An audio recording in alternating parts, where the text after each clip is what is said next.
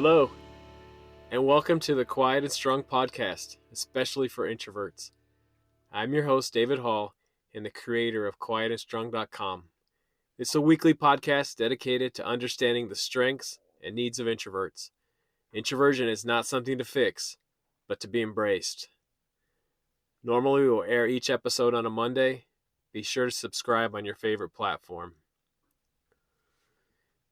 So last Friday, I had an amazing afternoon. Turned out to be really quiet, and I was able to get some great work done. And sometimes this state where you're able to just have quiet and tune things out, it's called a state of flow. And it can be an amazing experience for an introvert to be left alone with your thoughts and do some creative and rewarding work. Of course, this doesn't happen all the time for me, and often it doesn't happen by chance. Preparation is key, and I believe that as an introvert, you have unique strategies for organization and for productivity. Of course, this was the topic of my first book, Minding Your Time, Time Management, Productivity, and Success, especially for introverts. Because as introverts, we do have unique strengths and needs, and we should approach life with that in mind. Another book I highly recommend is David Allen's Getting Things Done. Sometimes you'll hear it called GTD. While the book was not specifically written for introverts, I have found it very helpful as I try to accomplish many things each day. According to Allen, it's important to get our minds clear by regularly capturing things that we need to get done and make a plan. As an introvert, I spend a lot of time thinking. So it's so much better when my mind is clear instead of racing from one thought to the next. And one of the parts of GTD that I want to talk about today is having a weekly review. According to Allen, the weekly review consists of gather and process all of your stuff, so to speak. Review your system. Update your lists. Get clean, clear, current, and complete. So, the weekly review has been a key to my success as an introvert when I really began to understand what I needed. So I have a standing appointment with myself at the end of each week where I review what I was able to accomplish and what needs to happen the next week. So after this amazing Friday afternoon, I did what I always do. I had a look at the week and the week coming. What did I get done this week? What will carry over to the next week? And then I took some time to review what's coming up. So as part of my weekly review process, I look at the upcoming meetings I have. For example, do I have an agenda? Is there any information I need to look up ahead of time? What questions do I have? What points do I want to make? I've learned that as an introvert, my strength is in thinking deeply and thoroughly, and not as much thinking on the spot. I know I'm not going to do as well if I'm not prepared. Of course, I've learned this the hard way many times. But I've also learned not to compare myself with others who might really be good at winging it, as that's not usually my strength. So as an introvert, preparation to me is one of the keys to success. So I highly recommend scheduling time for your weekly review with yourself to organize those things that you need to get done and the meetings that will be taking place. I look at my calendar at the end of the week and then again as I start the week. Of course, from time to time, you need to set aside some quiet time to look, at your longer range goals and dreams. And it's kind of the same process, just you're looking over a longer span of time. But for today, we're just talking about the weekly review. So Steve Chandler, in his book Fearless, discusses how important it is to actually make appointments with yourself.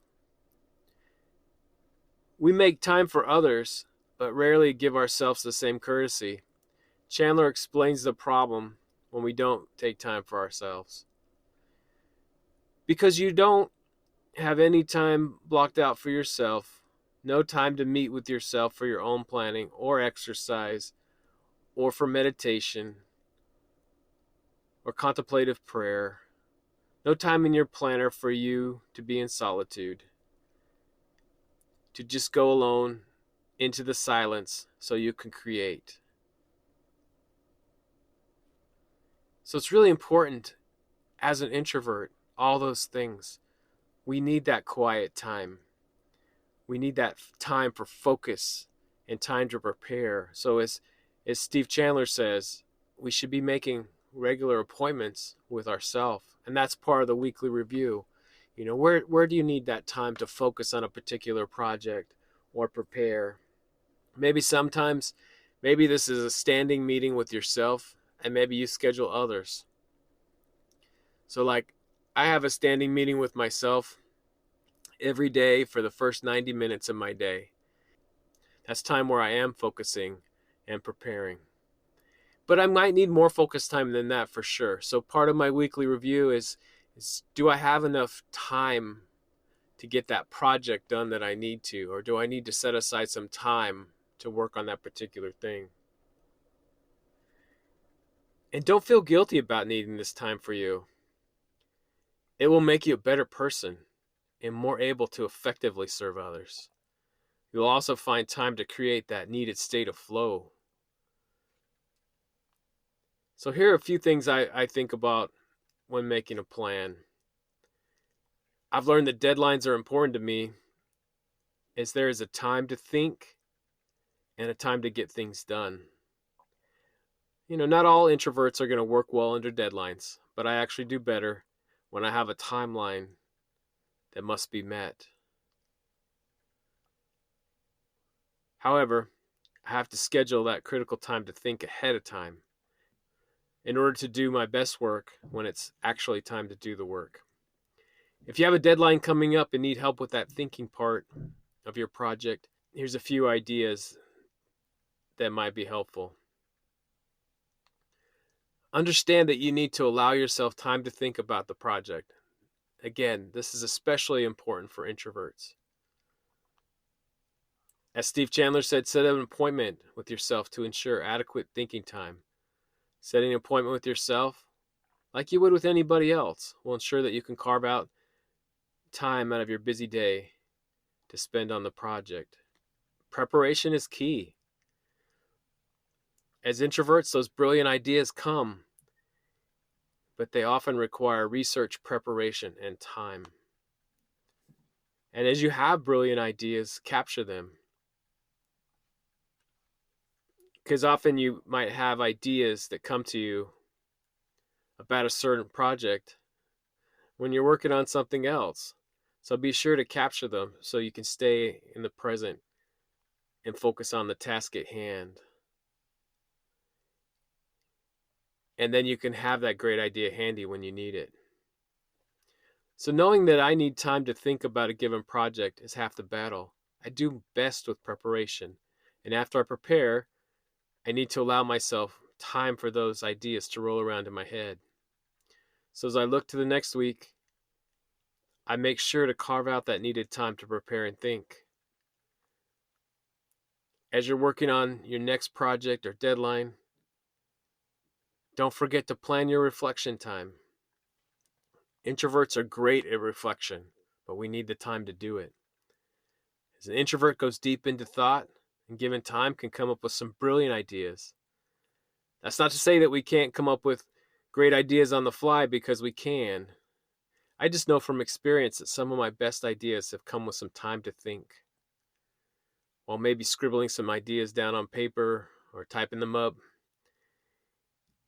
This goes for many things, such as meetings, speeches, or important conversations. I often do my best work where I can think ahead of time. And again, that's part of this weekly review, making sure you have that time to think. So I was giving an important presentation. I was presenting to a group of people that I had not spoken to before. Also, I could not help but think that if I do a good job, this could be the start of an ongoing presentation opportunity. If the presentation was poor, then it might be a one-time presentation. So I took a few minutes and did a little brainstorming with myself on a piece of paper to consider the needs of the audience. Then I kept that paper handy while I did some other work. And as ideas came about this presentation, I made note of them. Once I gathered all the topics that I wanted to share, I put them together in my presentation. And it went well. As a result, I continue to present to this group and keep building a good relationship with them. So, as I look at my week, I also consider my recharge time. How does each day look? Is there something particularly draining that I'll need to schedule some time after just to relax and recharge?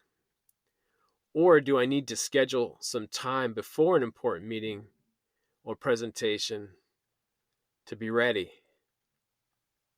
prepared, and in the right frame of mind? Having a weekly review has been a key to success as an introvert, making sure that I'm scheduling time to meet with others, but also myself, that I have some quiet time to focus and prepare, to think, and to get things done. Thank you so much for joining me today. I look forward to further connecting with you. Check out quietandstrong.com. Email me at david@quietandstrong.com. I will add social media channels to the show notes. Please comment on social media posts related to this podcast. Send me topics or questions and we can address those on the show. So many great things about being an introvert, and we need those to be understood. Let's keep the conversation going. Get to know your introverted strengths and needs and be strong.